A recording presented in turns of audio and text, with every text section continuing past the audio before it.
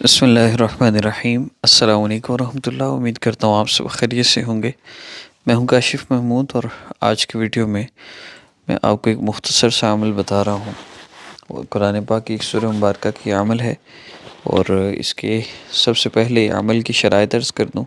کوئی بھی آپ عمل کرتے ہیں اس میں سب سے مین اور بنیادی چیز وہ آپ کا نماز کی پابندی کرنا اور گناہوں سے اپنے آپ کو بچانا ہے۔ یہ دو کام آپ نے خاص طور پہ کرنے ہیں، اور اس کے بعد آپ نے اپنے مسئلہ کے حل کے لیے مسائل، کون سے مسائل ہیں، بیسک مسائل میں عرض کر دیتا ہوں۔ اگر آپ کا مسئلہ رشتہ کے حوالے سے ہے، شادی ہو رہی ہے یا نہیں ہو رہی، رکاوٹ آ رہی ہے، کوئی نہ کوئی مسئلہ بن جاتا ہے، یا کسی سے محبت کی شادی کرنا چاہتے ہیں، تو رشتے کے حوالے سے نکاح کے ریلیٹڈ جتنے بھی آپ کے مسائل ہیں ان کے حل کے لیے بھی آپ اس عمل کو کر سکتے ہیں۔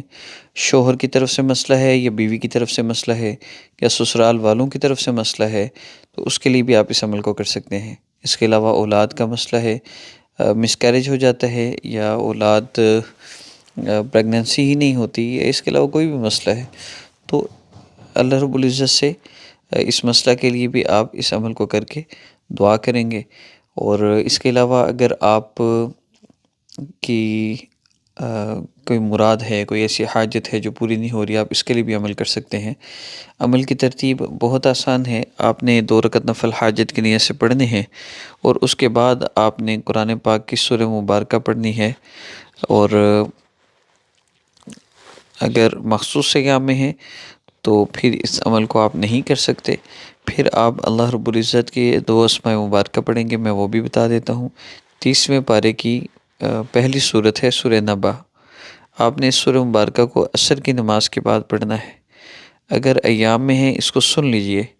قرآن پاک کی سورہ نبا کو شیخ عبد الرحمن السدیس دامت برکاتہ العالیہ ان کی اگر آواز میں سن لیں بہت بہتر ہے، ورنہ قاری مشاری کی آواز میں سن لیں۔ تو آپ نے سورہ مبارکہ کو سن لینا ہے، یہی عمل کرنا ہے۔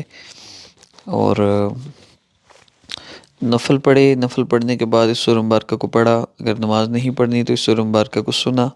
اس کے بعد آپ نے کوشش کرنی ہے کہ سورہ نبا کو شیخ سدیس رحمہ دامت برکاتہ العالیہ کی آواز میں سننا ہے، ٹرانسلیشن کے ساتھ، ترجمے کے ساتھ۔ آپ نے سورہ مبارکہ کو سن کے اس کے بعد آقا کریم صلی اللہ علیہ وسلم پر درود پاک پڑھنا ہے کم از کم 11 مرتبہ، اور اس کے بعد آپ نے آپ کی جو بھی حاجت ہے اس کے لیے دعا کرنی ہے۔ خاص طور پہ یہ جو مسائل ہیں ان کے لیے آپ یہ عمل کر سکتے ہیں۔ عمل کی عام اجازت ہے، خاص اجازت کے لیے ہمارے چینل کو سبسکرائب فرمائے کے بیل آئیکن پریس کر لیں، اور ہماری ویڈیو کو لائک ضرور فرمائیں۔ السلام علیکم ورحمۃ اللہ۔